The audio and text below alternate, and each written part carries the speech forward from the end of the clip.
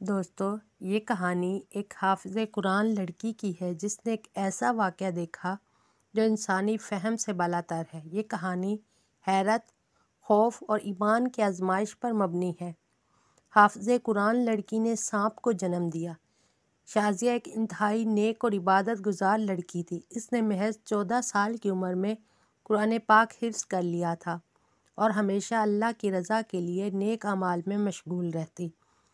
اس کا گھرانہ مذہبی تھا اور اس کے والدین اس پر فخر کرتے تھے کہ وہ دین کے راستے پر گامزن تھی، مگر شازیہ کی زندگی میں ایک ایسی آزمائش آئی تھی جو نہ صرف اس کے لیے بلکہ پورے گاؤں کے لیے حیرت کا باعث بنی۔ جب شازیہ نے 17 سال کی عمر کو پہنچا تو عجیب خواب آنے لگے۔ وہ خواب میں خود کو ایک تاریک جنگل میں دیکھتی جہاں ایک بڑا کالا سانپ اس کی طرف رینگتا چلا آتا۔ وہ سانپ اس کے گرد لپٹنے کی کوشش کرتا، مگر جیسے ہی وہ قرآن کی آیات پڑھتی سانپ پیچھے ہٹ جاتا۔ یہ خواب بار بار آنے لگے اور ہر بار سانپ قریب آتا مگر قرآن کی آیات سے دور بھاگ جاتا۔ شازیہ نے اپنی والدہ کو ان خوابوں کے بارے میں بتایا مگر انہوں نے اس محض وہم سمجھ کر نظر انداز کر دیا۔ کچھ مہینے گزرے تو شازیہ کی طبیعت بگڑنے لگی۔ اسے بار بار پیٹ میں درد محسوس ہوتا مگر کوئی بیماری سمجھ میں نہ آتی۔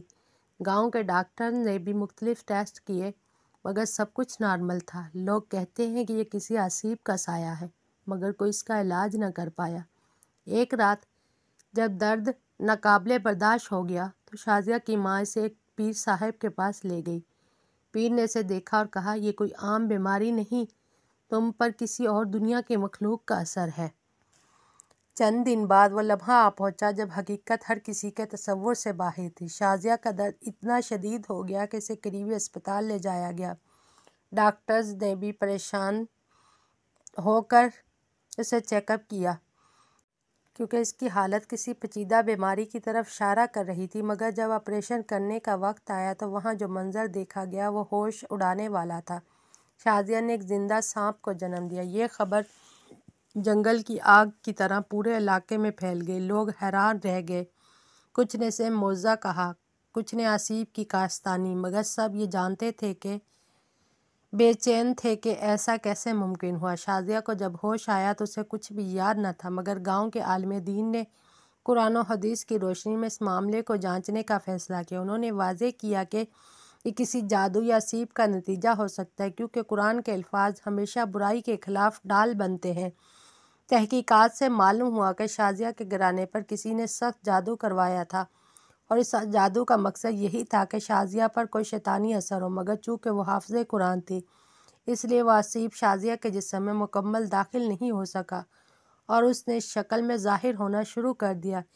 یہ واقعہ پورے علاقے کے لیے سبق بن گیا۔ شازیہ نے مزید مضبوطی سے اپنے دین کو تھام لیا اور ہر ممکن طریقے سے روحانی علاج کروایا۔ آخرکار قرآن کی برکت سے اور علماء کرام کی دعاؤں سے وہ مکمل صحت یاب ہو گئی۔ یہ واقعہ اس بات کی گواہی تھا کہ اللہ کی حفاظت ہمیشہ اس کے نیک بندوں کے ساتھ ہوتی ہے اور شیطانی چالیں کبھی کامیاب نہیں ہوتی جب تک انسان اللہ کے قریب رہے۔